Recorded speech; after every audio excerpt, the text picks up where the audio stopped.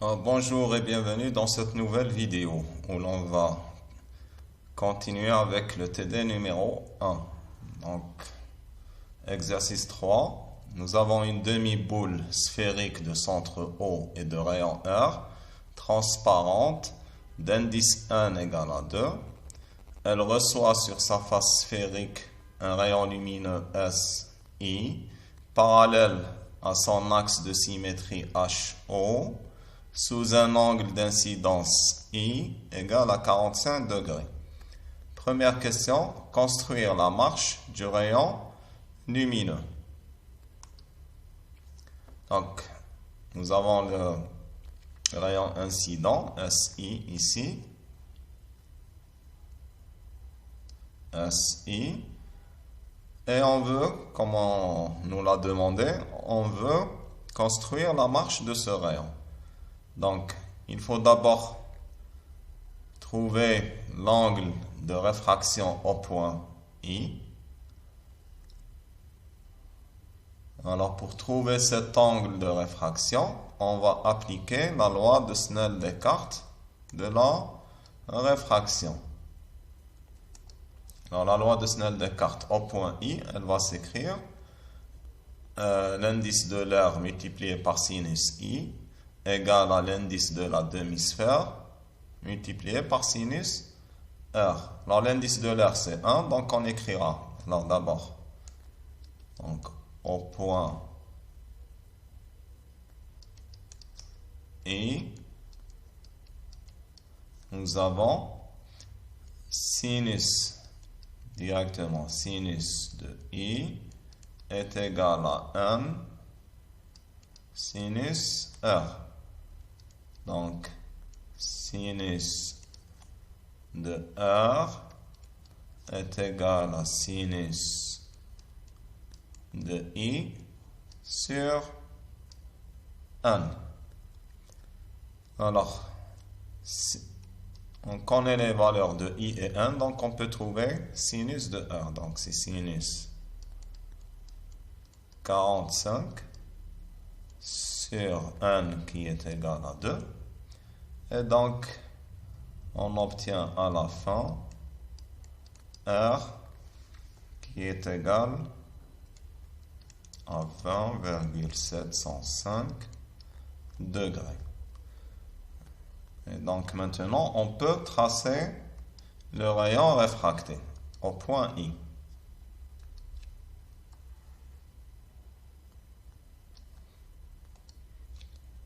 Donc l'angle de réfraction, on le calcule ou bien on le mesure à partir de la normale. Donc 20 degrés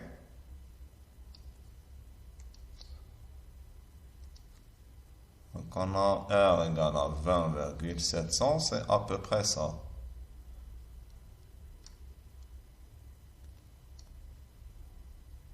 Donc ça, c'est le rayon réfracté. Et l'angle de réfraction, c'est ça.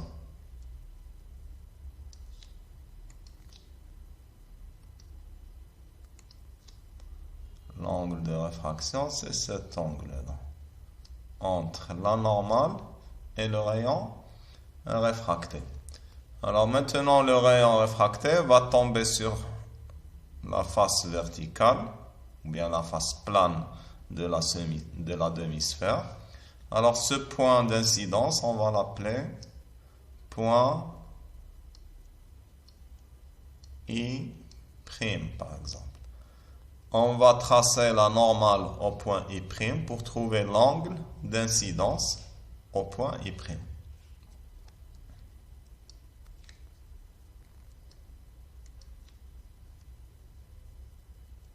Donc la normale au point I' est verticale. Elle est perpendiculaire à cette face plane, au point I'.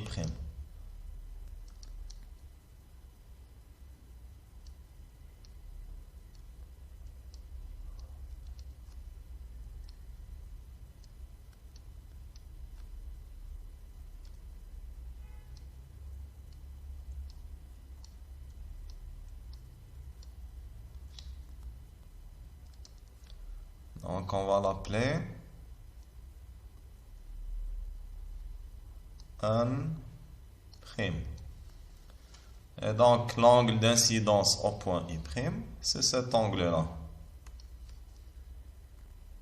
qui se trouve entre la normale et le rayon incident sur le point I'. Donc c'est ça. Alors cet angle-là, on va l'appeler, donc on va agrandir un peu.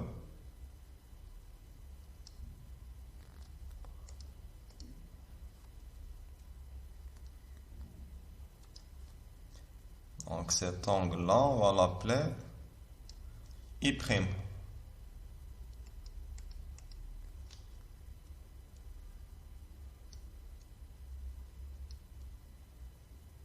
Donc c'est cet angle-là, entre la normale N', qui est entre la normale N', qui est elle aussi parallèle à l'axe de symétrie, et le rayon incident I'. Alors maintenant, pour terminer le traçage de la trajectoire, on doit trouver qu'est-ce qui va se passer ici, au point I'. Puisqu'ici, dans ce cas-là, nous avons N, l'indice de la demi-sphère, qui est supérieur à l'indice de l'air. L'indice de l'air, on a dit N de l'air est égal à 1. Et l'indice de la demi-sphère, c'est 2. Donc, au point I', on peut avoir ou bien une réfraction, ou bien une réflexion. Donc, pour le savoir, on va appliquer la loi de la réfraction et on va essayer de calculer l'angle de réfraction R', ici. Donc, l'angle de réfraction ici. Alors, si on trouve que R' existe, donc il y a une réfraction, c'est bon, le rayon va émerger, il va sortir de la demi-sphère. Par contre, si on trouve que R' n'existe pas, alors dans ce cas, il y aura réflexion totale et donc le rayon, il sera réfléchi comme ça. Et il va tomber quelque part ici. Donc, on va d'abord appliquer la loi de la réfraction au point I'.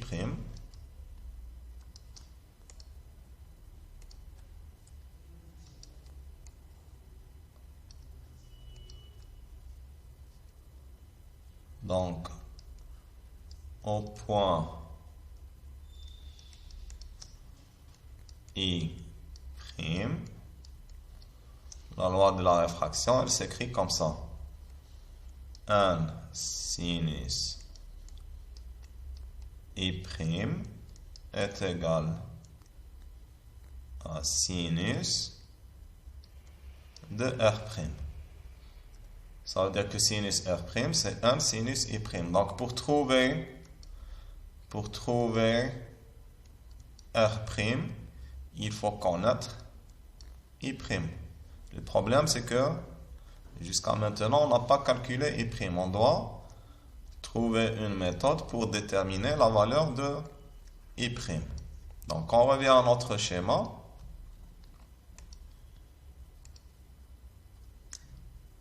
Alors, si on regarde bien, donc, d'abord, on va tracer, par exemple, le prolongement du rayon incident, SI. Puisqu'on ne l'a pas tracé, on va le tracer comme ça.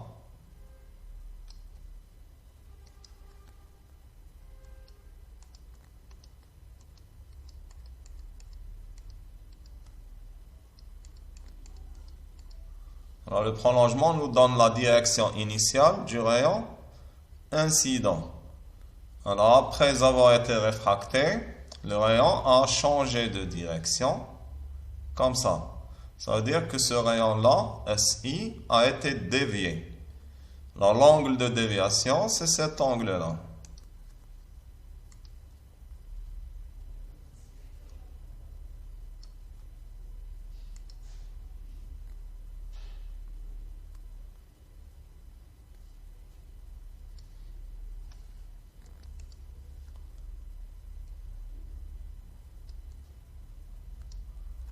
Donc ça, c'est l'angle de déviation. Là, ça, c'est une première déviation. On va l'appeler D1.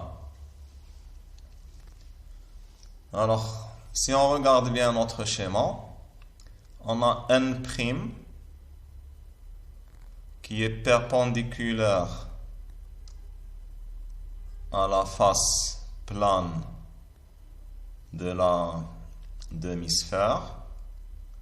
Et on a ici le rayon incident SI qui est parallèle à l'axe.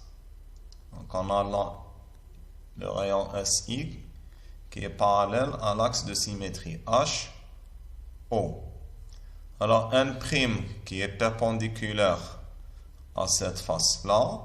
Donc N', la normale N', est parallèle à l'axe OH. Et comme SI lui aussi est parallèle à OH, ça veut dire que N' est parallèle à SI.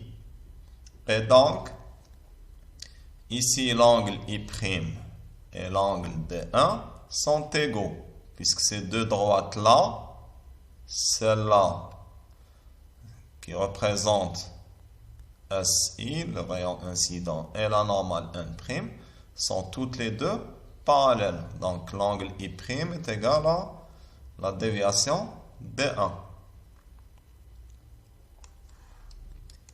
Donc on revient ici.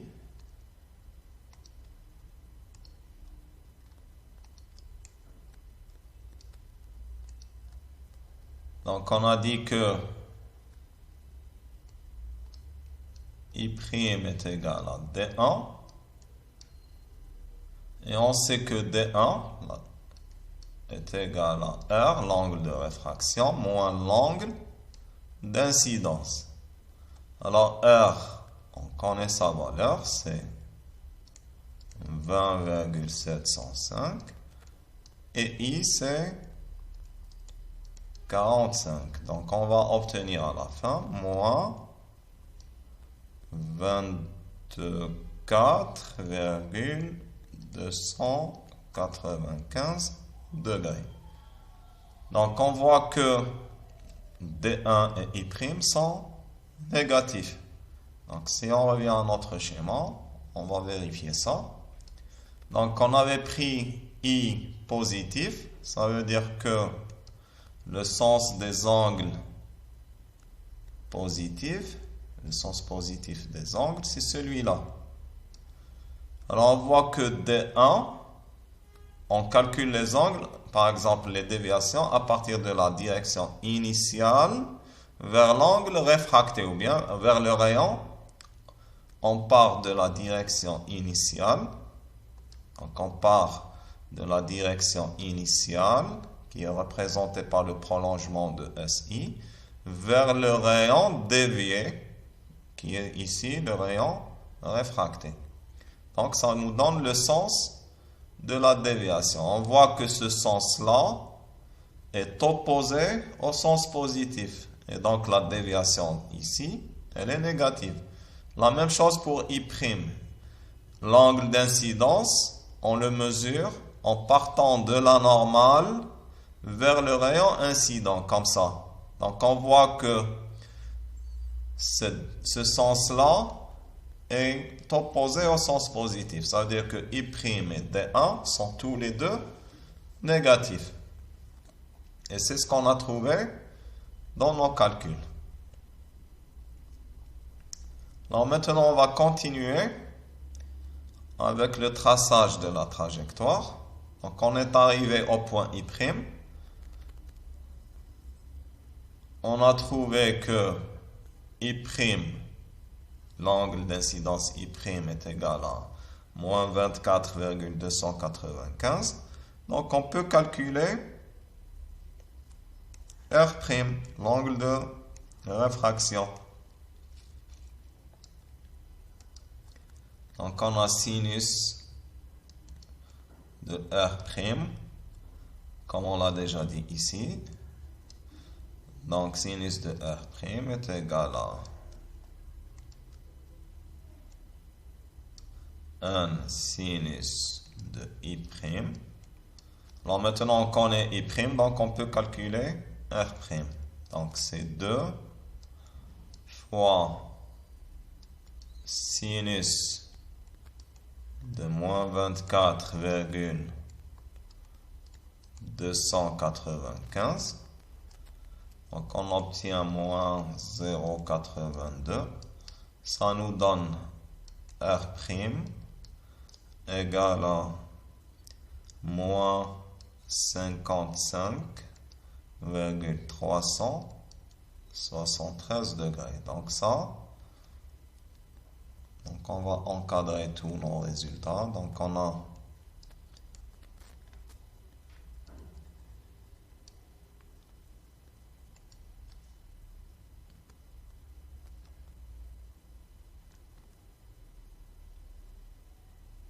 donc ça c'est R'.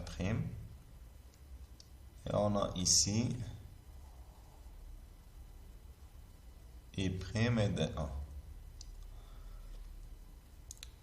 Donc, puisque maintenant on a trouvé la valeur de R', on peut tracer le rayon réfracté. Ça veut dire ici que R' existe, donc il y a eu réfraction. Donc le rayon va sortir, ou bien il va émerger de la demi-sphère.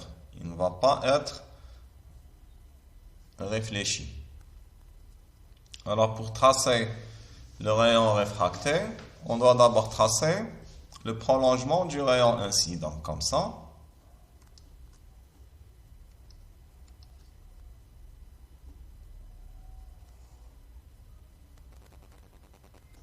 Donc le rayon incident,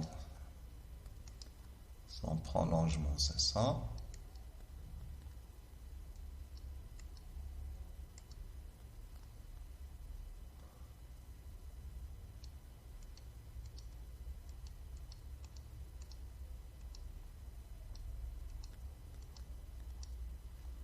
Et donc le rayon réfracté est négatif. Donc on va dans ce sens-là.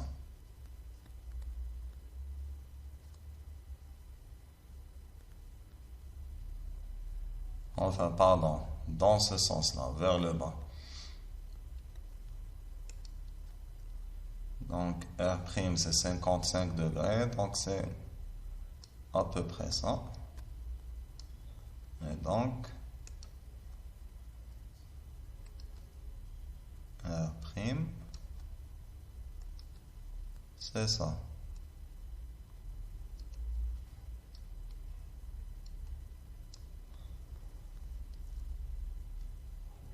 Et donc on a terminé le traçage de la trajectoire du rayon incident. Maintenant, on revient à l'exercice. Deuxième question. Alors, ce rayon émerge-t-il de la boule? Oui, il émerge. On a trouvé qu'il émerge de la boule au point I'. Troisième question. Déterminer la déviation du rayon lumineux SI après son passage dans la demi-boule. Donc, on revient à notre schéma.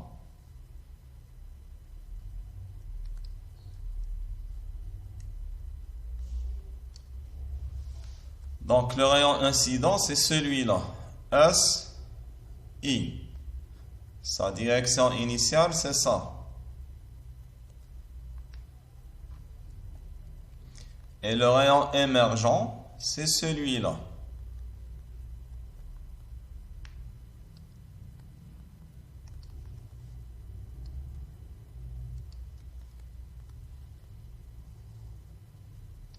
Donc, on peut prolonger encore le rayon incident.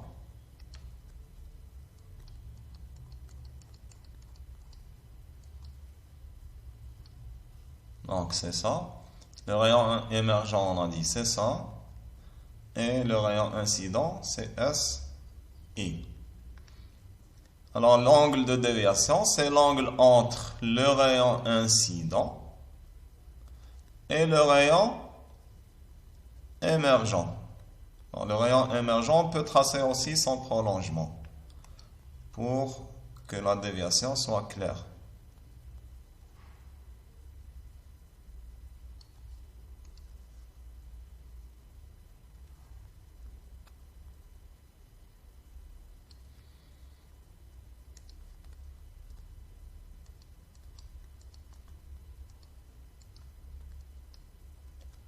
Donc, le rayon incident, c'est ça. Le rayon émergent, c'est ça. L'angle entre les deux, c'est ça.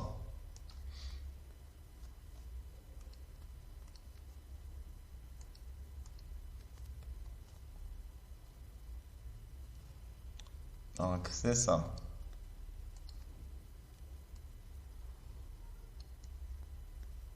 Donc, ça, c'est la déviation totale.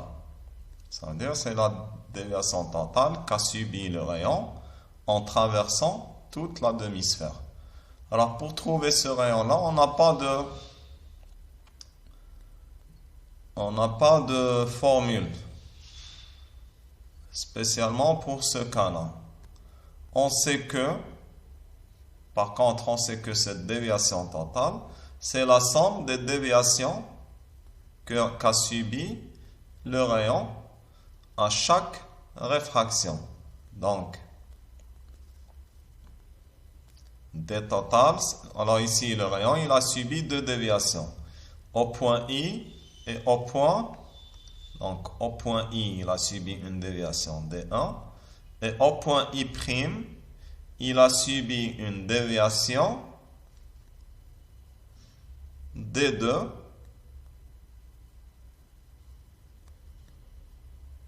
Alors, pardon, ici, R', c'est ça. C'est à partir de la normale. Hein? R', c'est tout ça.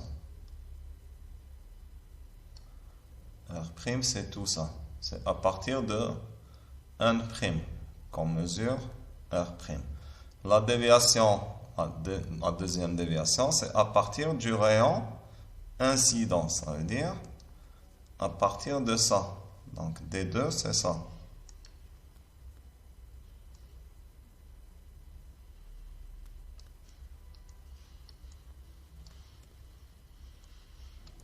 D total, ça sera D1 plus D2. Ça veut dire la somme de ces deux angles-là. Alors, D1, on l'a déjà calculé. D2, c'est R' moins I'.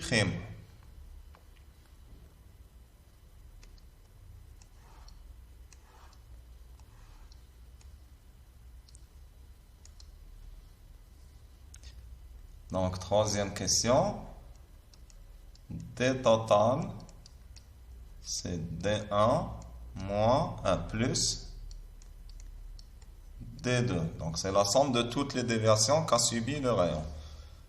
Alors, D1, on connaît sa valeur. D2, c'est D1 plus D2, c'est R' moins I'. Et donc, ça sera moins 24,295. Alors ça c'est pour D1 plus R' c'est moins 55,373 moins I'. I' c'est, donc ça sera plus 24,295. Et donc à la fin, on va obtenir une déviation totale qui est égale à moins 55,373 degrés. Donc ça, c'est la déviation totale. Donc on va encadrer le résultat comme ça.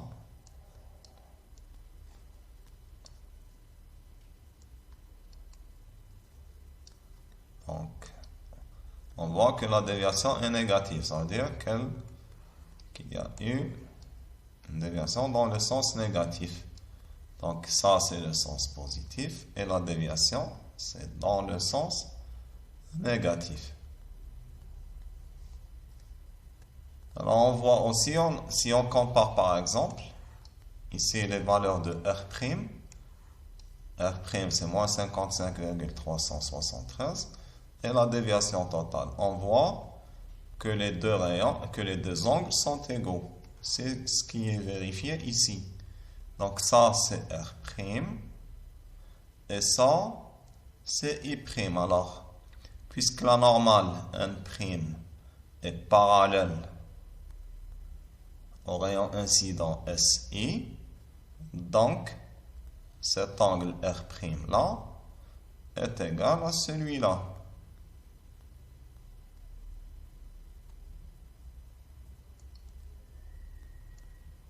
Est égal à cet angle-là. Et cet angle-là, c'est la déviation totale. Donc, on voit que R' est égal à la déviation totale. Alors, maintenant, on va passer à l'exercice suivant, exercice numéro 4.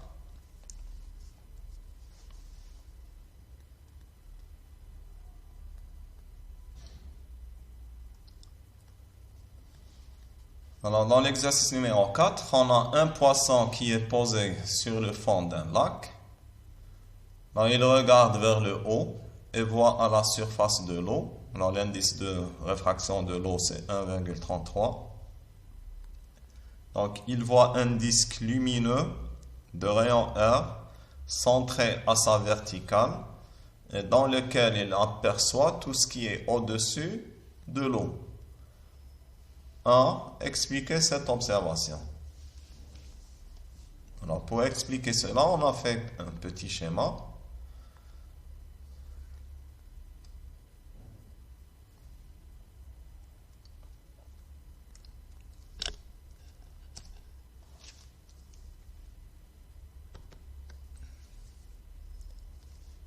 Donc, ici, nous avons le poisson. Ça, c'est le poisson. Ça, c'est la surface de l'eau. Donc, tout ce qui est en bleu clair, c'est de l'eau. Et en blanc, c'est de l'air. Alors, on a représenté divers objets qui vont se trouver à l'extérieur de l'eau, ou bien en dehors de l'eau. Alors, par exemple, si on prend le soleil, il émet des rayons de lumière. Donc, il va émettre des rayons de lumière dans tous les sens. Donc, il va émettre des rayons comme ça, dans tous les sens.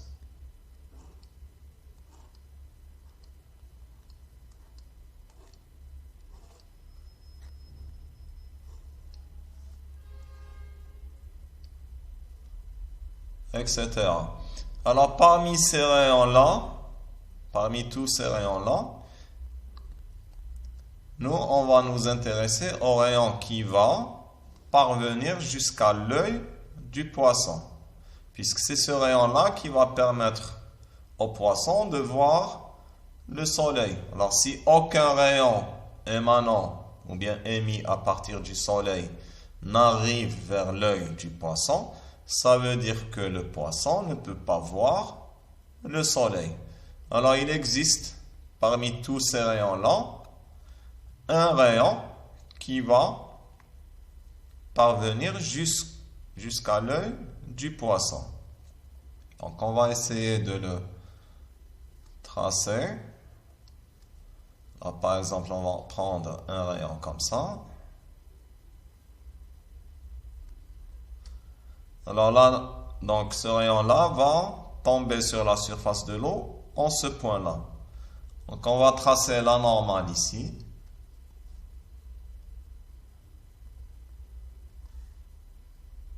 Comme ça. Ça veut dire que l'angle d'incidence, c'est ça. C'est ça l'angle d'incidence.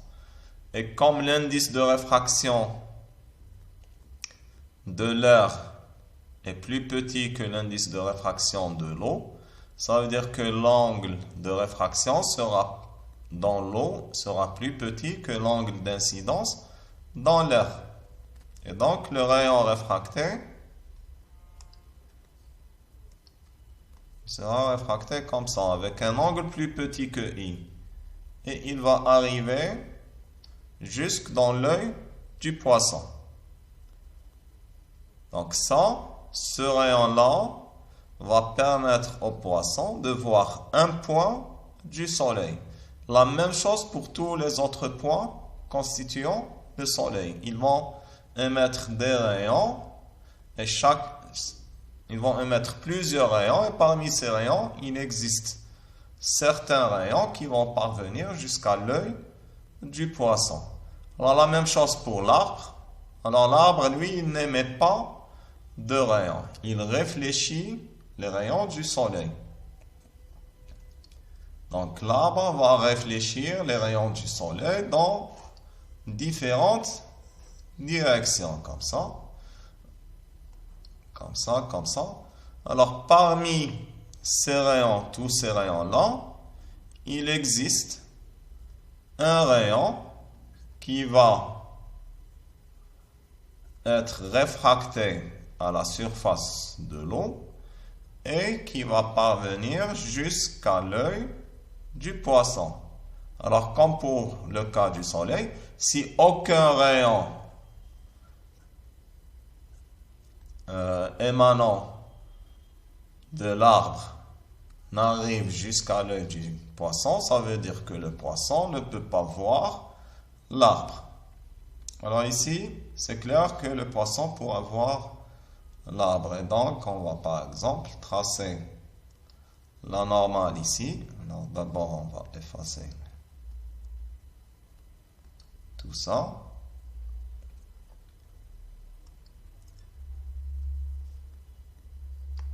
Donc on va prendre un rayon par exemple comme ça.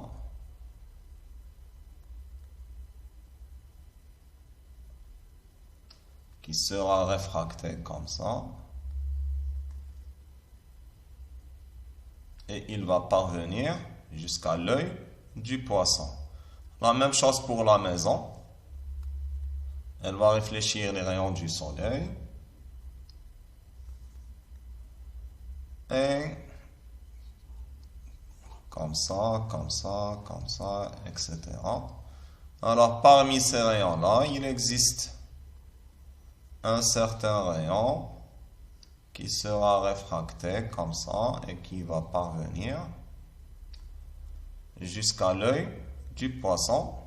Alors ce rayon-là va permettre au poisson de voir ce point de la maison. La même chose pour tous les autres points de la maison. Alors si on prend le cas extrême, donc on va prendre le point le plus proche ou bien qui se trouve à la surface de l'eau. Ça veut dire ce point-là de l'herbe. Ici, l'herbe verte ici. On va prendre un rayon émis, enfin réfléchi par l'herbe. L'herbe, ce rayon-là,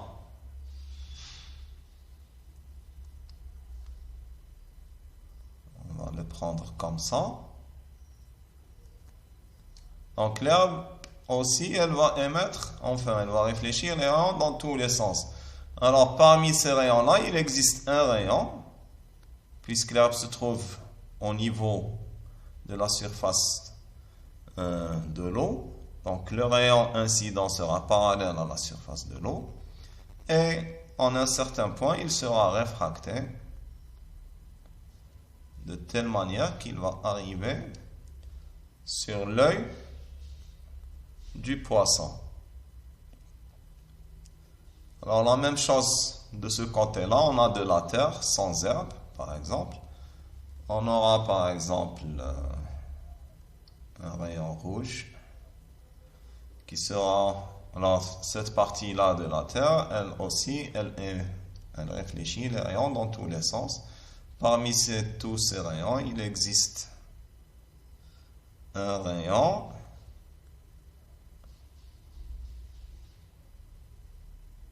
comme ça, qui sera réfracté comme ça. Alors pour ces deux cas extrêmes, la terre et l'herbe, ici, on va tracer la normale ici et ici. Alors les angles d'incidence ici sont égaux à pi sur 2. Ça veut dire que l'angle de réfraction ici, c'est l'angle de réfraction limite. Donc on a ici l'angle d'incidence I qui est égal à pi sur 2. Et ici on a l'angle de réfraction limite lambda. La même chose de ce côté-là pour l'herbe. l'angle d'incidence, c'est I, il est égal à pi sur 2. Et l'angle de réfraction, c'est lambda. Alors, tous les autres rayons émis par l'herbe qui ne sont pas parallèles à la surface de l'eau ne vont pas arriver vers l'œil du poisson. Donc on voit que tous les objets situés à l'extérieur, donc tous les objets, n'importe quel point de l'univers qui se trouve à l'extérieur de l'eau, il sera vu à travers ce segment-là.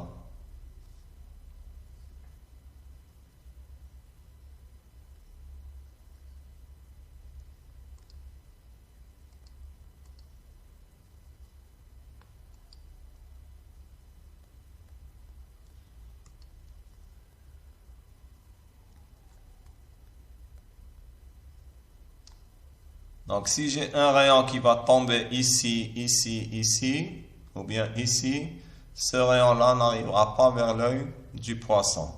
Par contre, tous les rayons qui vont arriver ici, entre ces deux normales, tous les rayons qui vont arriver ici, peuvent parvenir vers l'œil du poisson. Et donc, si j'ai n'importe quel objet, par exemple, si j'ai un oiseau ici,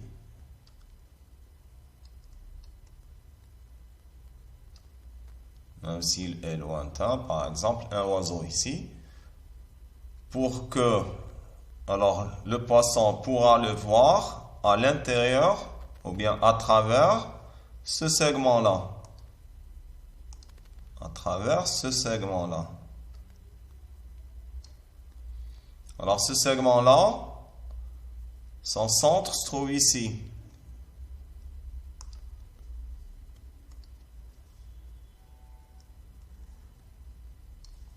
Son centre, c'est ce point-là. Et son rayon, c'est petit r, comme mentionné dans l'exercice. Enfin. Alors ça, on est en train de parler en 2 dimensions. Alors si on parle par exemple en 3 dimensions, qu'est-ce qu'on va avoir?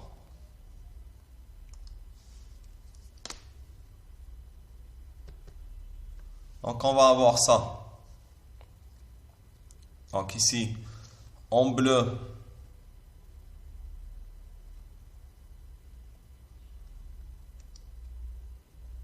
donc ici en bleu foncé, c'est la surface de l'eau, et en bleu clair, c'est le fond de l'eau. Donc, comme on l'avait dit, tous les objets qui se trouvent au-dessus de la surface de l'eau seront vus à travers le segment qu'on avait tracé.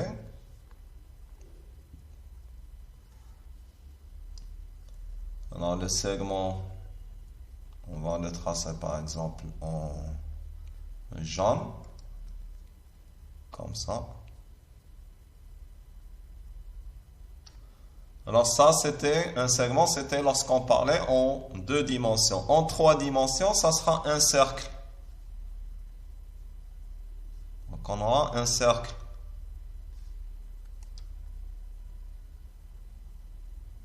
Comme ça.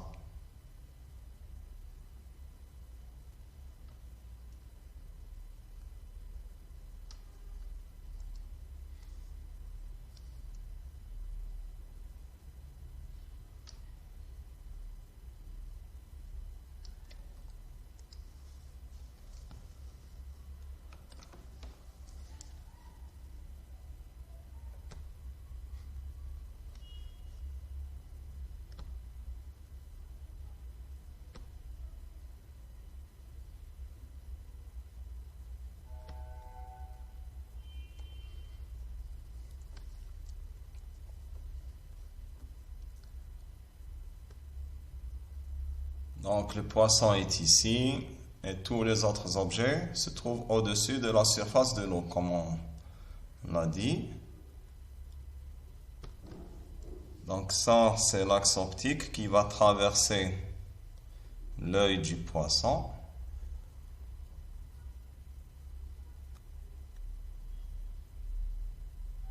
Comme ça.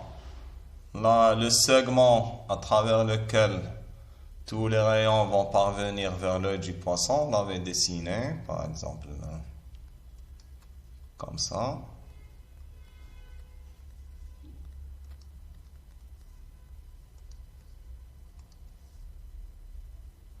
Donc ça, c'est l'axe.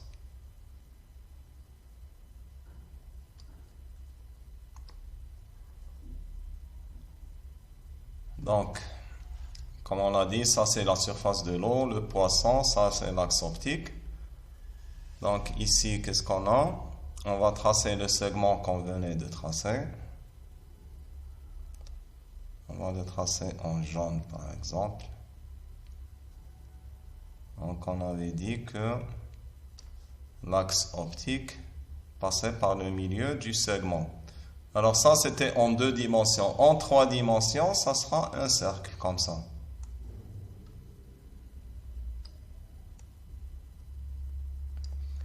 Ça veut dire que tous les rayons qui vont traverser ou bien qui vont tomber à la surface de l'eau dans ce cercle-là vont pouvoir parvenir jusqu'à l'œil du poisson. Ça veut dire que le poisson pourra voir tous les objets situés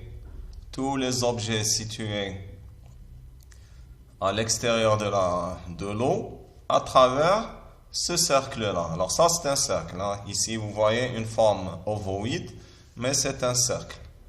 Alors le rayon de ce cercle, ça sera ça. Donc, comme mentionné dans l'exercice, ça sera R. Donc, R, c'est ça.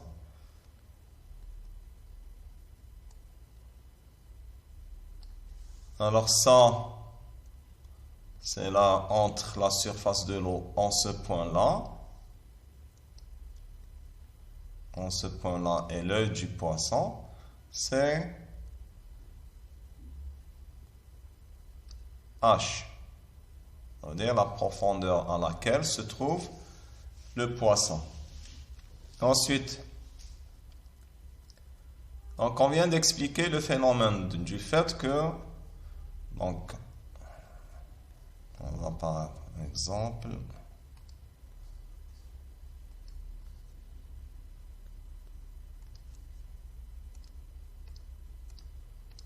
donc, le poisson, on va voir tout ce qui se trouve à l'extérieur à travers ce disque-là. Ce n'est pas un cercle, c'est un disque. Alors, pour trouver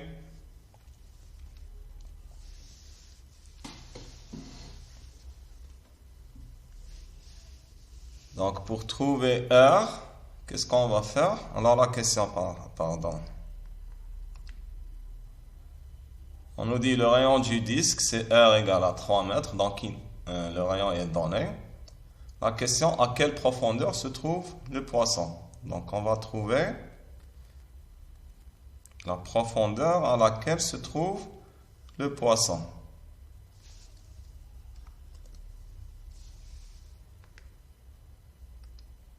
Donc on doit trouver H.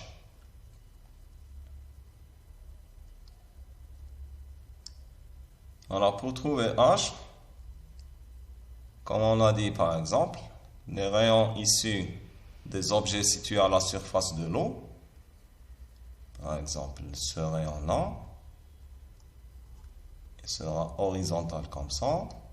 En arrivant ici à l'extrémité du cercle, il sera réfracté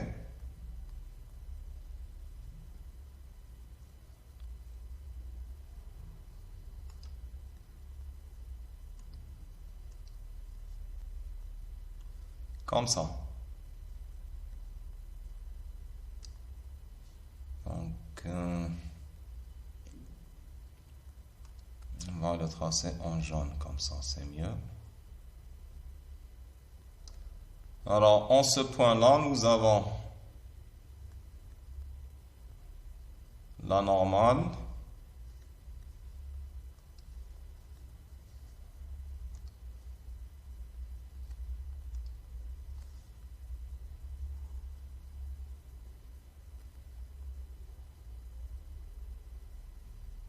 Donc le rayon est parallèle à la surface de l'eau. Donc en arrivant ici, il sera réfracté vers l'œil du poisson.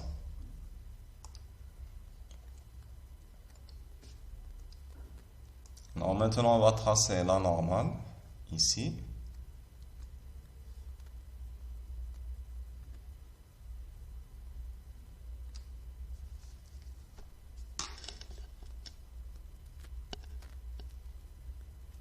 Donc ça, c'est la normale. Et donc, qu'est-ce qu'on a? Nous avons l'angle d'incidence, comme on l'a dit, I qui est égal à pi sur 2. Alors ça, c'est R. Ça, c'est l'angle de réfraction qui est égal à l'angle limite lambda.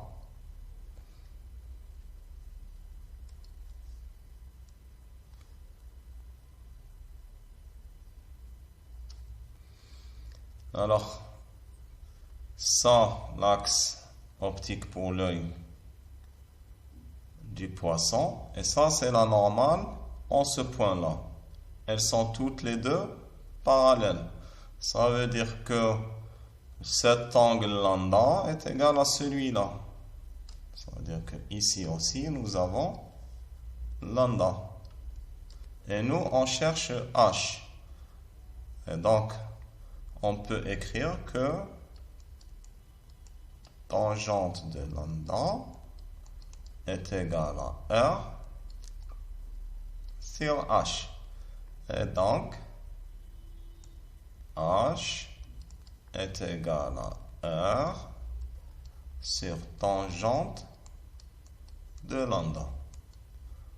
Donc, on va écrire ça ici.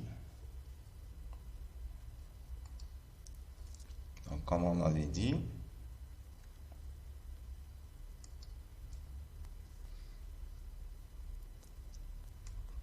tangente de lambda est égale à R sur H. Donc, nous on cherche H. Donc, H est égal à R sur tangente de lambda. Et lambda, qui est l'angle limite de réfraction, est égal. Alors, lambda est égal à arc sinus. Donc, on a lambda, comme donné dans le cours. C'est arc sinus de N1 sur N2. Dans notre cas, N1, c'est l'indice de l'air et N2, c'est l'indice de l'eau. Puisque le rayon va traverser d'abord l'air, ensuite il va traverser l'eau. Alors, arc sinus, c'est sinus moins 1. Ça veut dire qu'il nous donne l'angle dont le sinus est égal à cette valeur-là. Donc, on peut l'écrire sinus moins 1. Alors, dans la calculatrice, c'est pas 1 sur sinus. Ou bien on le laisse. Donc, dans la calculatrice, vous mettez sinus moins 1. Donc, est égal à arc sinus. N de l'air, c'est 1. Et N de l'eau, 1,33. Donc, on obtient lambda, c'est 48,59 degrés. On revient à H. Nous avons H est égal à R, donc 3 mètres, sur tangente de 48,59. Pardon. 59. Donc, on va obtenir H qui est égal à 2,645 mètres. Donc, c'est le résultat recherché. Donc, le poisson se trouve à une profondeur égale à 2 mètres, 645. Alors, merci pour votre attention. Si vous avez des questions, vous les envoyez par email. Ne les mettez pas dans les commentaires puisque je ne pourrai pas y répondre convenablement. Merci encore pour votre attention et on se verra dans une prochaine vidéo, Inch'Allah.